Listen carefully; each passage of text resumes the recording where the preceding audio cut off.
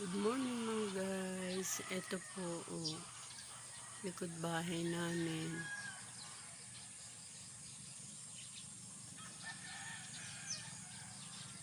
Ayan po.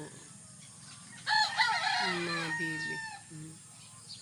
When I came here, they were only 3. Now they have lots.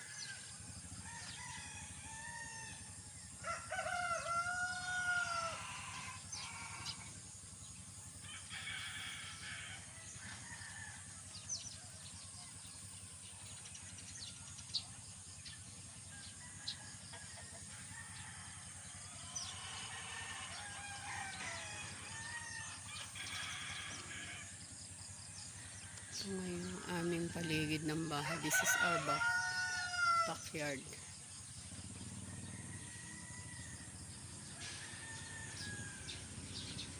God bless you. Please like and subscribe. Nanaling channel and ayo. God bless.